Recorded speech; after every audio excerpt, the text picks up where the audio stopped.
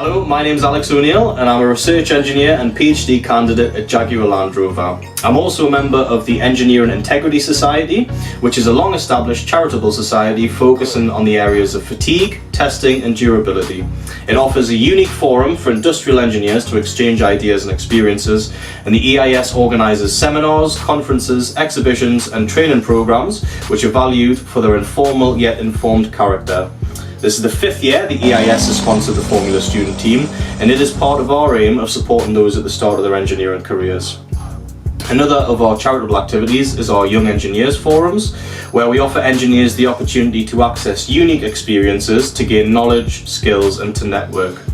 The EIS has had close links with the University of Wolverhampton for many years, and with the development of the race team facilities at the Telford campus, it gave us the ideal opportunity to support their amazing activities and learning experiences. The enthusiasm and professional attitude and team spirit of the students is quite evident whenever we've had the opportunity to see them in action. We're enthusiastic supporters and we follow the team's progress with interest, and we wish you all the luck with the upcoming season.